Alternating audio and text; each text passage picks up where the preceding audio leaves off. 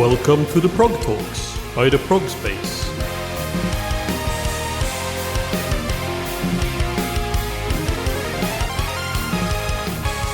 Welcome to the Progtalks, an interview series by the Progspace where we will be talking to musicians in all corners of the progressive music scene.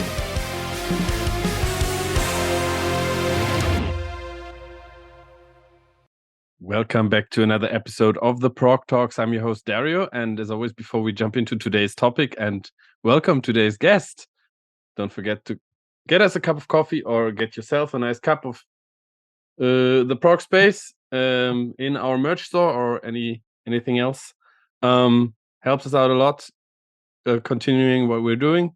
And now calling from Cologne or in that region, I guess, is Julian Suhr from the band ÄRIES. Hi, Julian. How are you doing? Hi, I'm doing great. Thanks for having me again. Yeah, 2 years ago, a little bit more, we had the pleasure of doing a little talk on location with the Progcast back then at the backstage here in Munich, and it was one of the very few gigs in the fall of 2020 that were possible to happen. And I think for you guys in ÄRIES, it was also kind of a big deal. You had like 2 singles out, and you were already supporting the mighty Ginger, right? So yeah, and now 2 years later, you finally released your debut album, Arcanum, in September 16. So it's been out for more than a month already. 1.5 months, yeah. And so you managed to have it ready right in time for Euroblast, right? Yes. where you were also able to play. So I think a lot has happened since in these 2 years. You recorded the album, and how was the release for you? How was the release show, and how was the reception for you? Yeah, a lot has happened. I mean, we're a trio now, so minus 1 band member, but we are very happy to have released the album finally, because we kind of worked on it for 2 years, 3 years actually. I mean, the first songs written for the album are like 4 years old.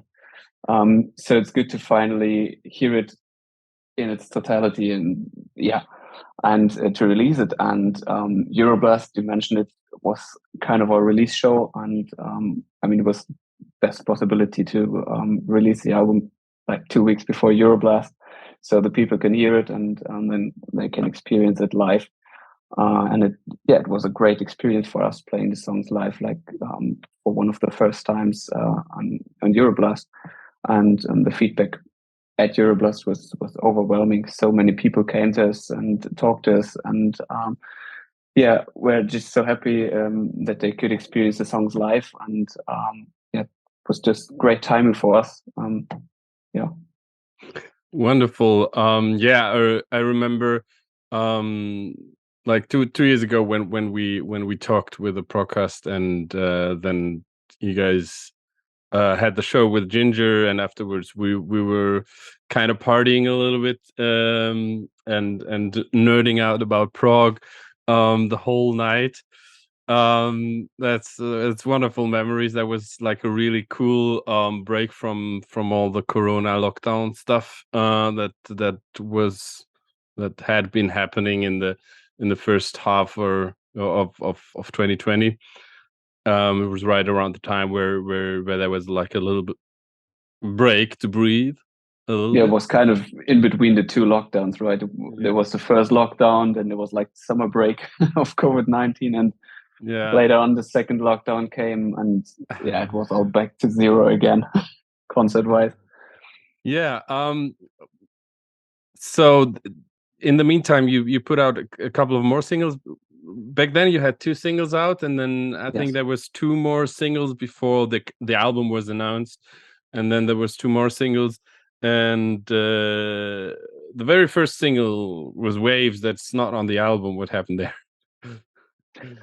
We just didn't feel the song fit the album, so we were moving on as a band, and it just didn't feel right to put the song on the album. And yeah, we discussed all the songs. We have several other songs that didn't make the album, and Waves was one of them. And it actually was never intended to be on the album, and it was just the first baby steps, just trying out a little bit, just to have something out. And Alienate, the second single, was also discussed deeply in the band, and we decided to do a little remake, enhance the sound of the song, as we felt the song was worth working on, and so it made the album. But we didn't feel the same with Waves, so yeah, I just listened to it after listening to the album, and I think there's the gap, the step up in production quality is quite you can really hear it. So, but as you're a new band, I think you can maybe once again tell us a little bit about your sound. Yeah, what kind of music can people expect from ÄRIES? I think it's quite diverse, and especially when you listen to the album, it's kind of a journey, and it's also a musical journey as a band. As I've said, the first songs, one of them being Alienate, were written like 4 years ago or 3 years ago, and the last songs for the album were written like 1 year ago, like pretty much shortly before we hit the studio.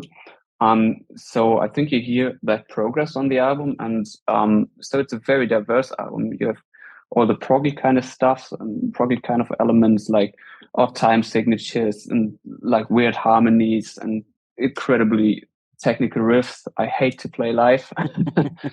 And on the other hand, there's like this poppy, bouncy metalcore side of the band, and I think it all merges or blends quite good together on the album, and yeah, so it's like some bounty metalcore proggy metal stuff. You just mentioned hitting the studio. Many young bands or many new bands with the possibilities nowadays record kind of in the home studio, you know, especially in this kind of music. I think it's pretty common, be it metalcore, like up and coming metalcore band or gent bedroom guitar project, you know what I'm talking about. I mean, a lot of stuff is done at home out of convenience, of course, and also just because it's way cheaper, and you can get good results with the new technologies, and that are also not as expensive as you know, studio equipment of course used to be and still is. But I'm guessing then that you really took the time and effort and money to book a studio and record it properly, right? Yes, we did. I have to say, like money-wise, we were supported by Initiative Musik, so money wasn't that big of an issue, so to speak.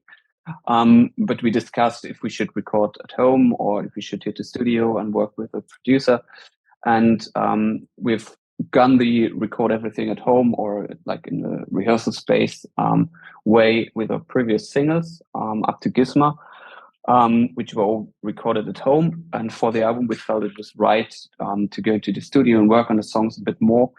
And it was actually quite great because we had some songs with which we weren't that confident, which weren't that finished when we hit the studio, and it was a great experience to work on these songs with an experienced producer, such as Christoph of Annisokay is, and I believe he made some of the songs better, and yeah, so there were songs that were like quite finished when we hit the studio, and some songs which we worked quite a bit in the studio.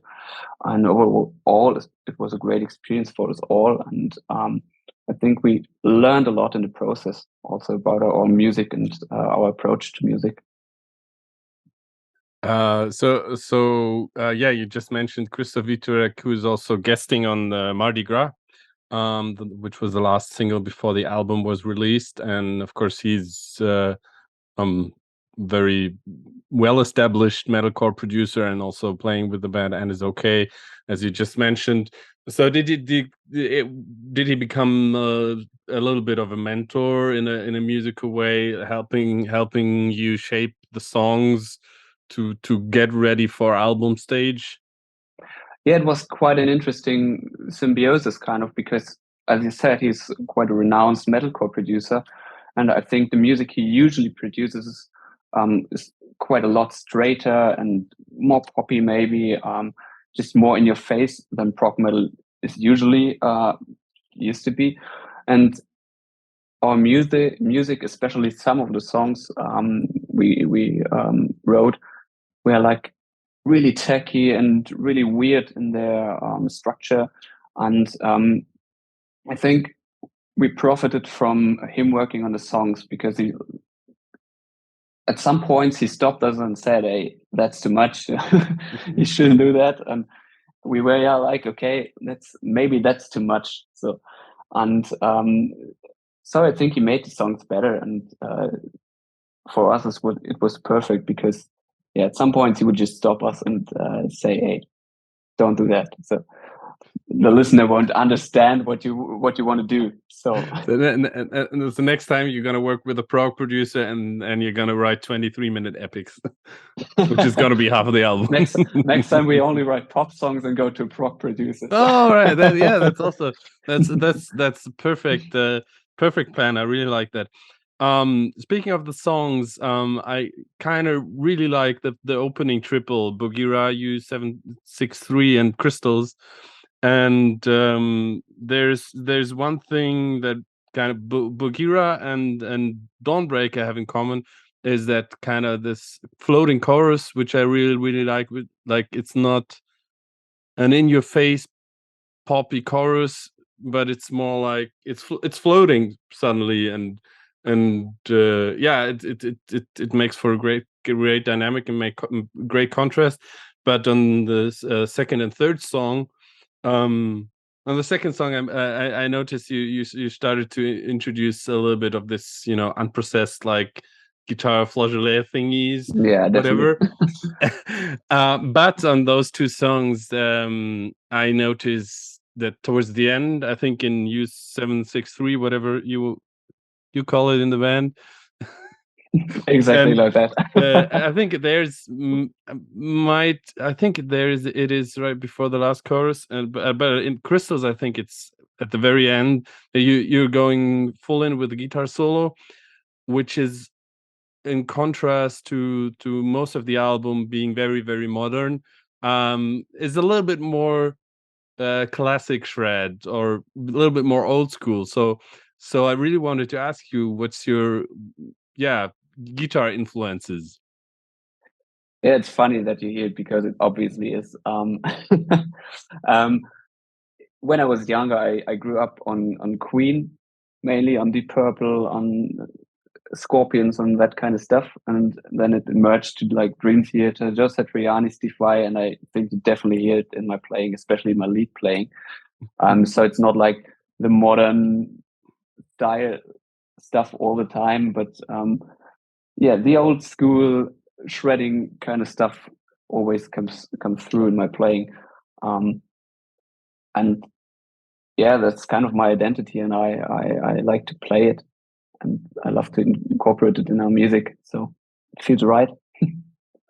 Yeah, and I think it's kind of a fresh contrast, because yeah, mostly you have bands that do either this or either that, and then you have the mix, and I think the songs benefit from it, as it's something you wouldn't normally expect in this kind of environment. Thank you so much. I really appreciate that. I mean, it's if you look at where our musical backgrounds are for the three members of our band,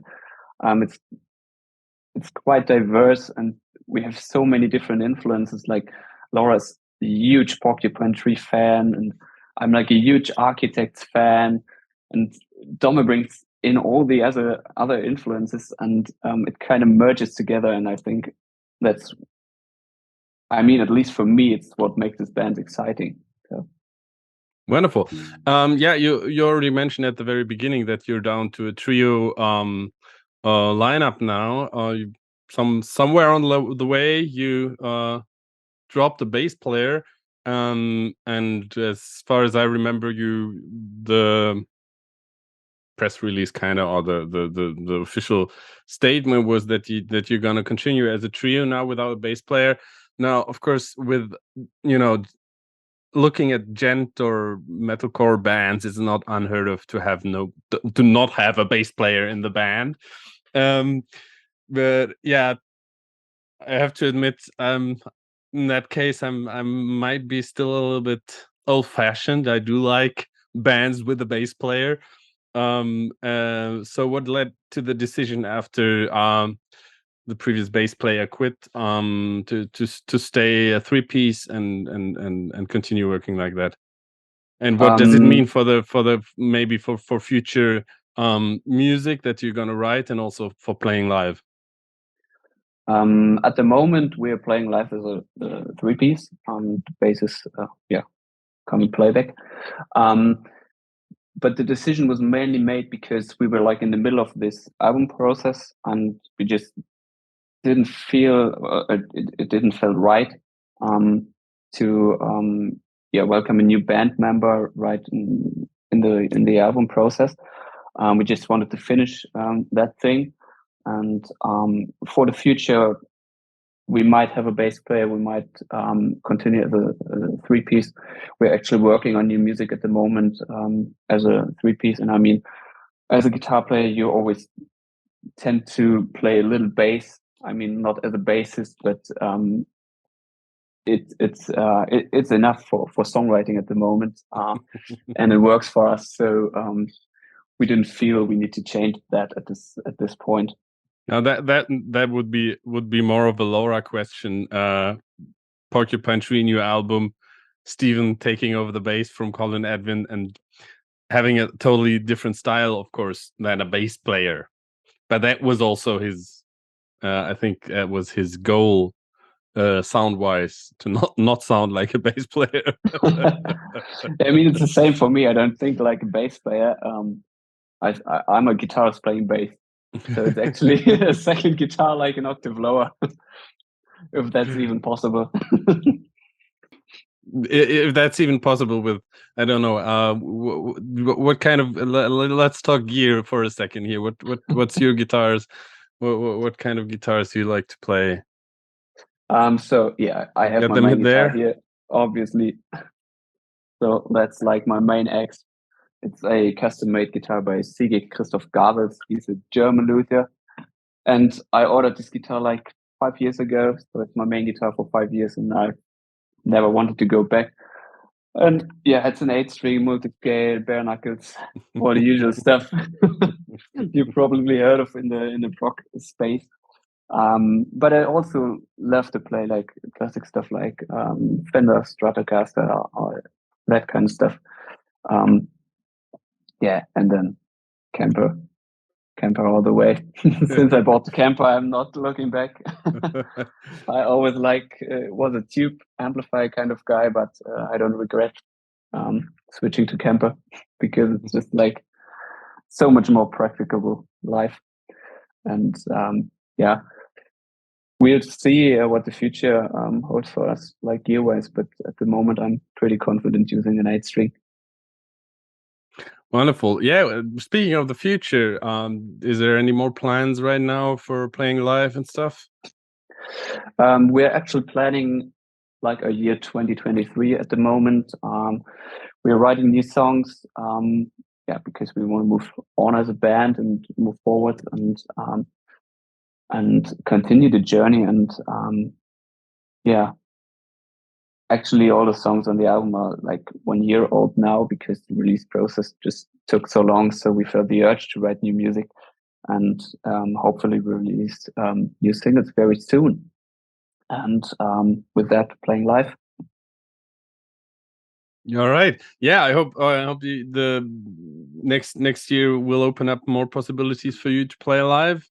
As Yeah, me too. I remember. That was my big sheet music from the Bach Weihnachtsoratorium fell down from the music stand.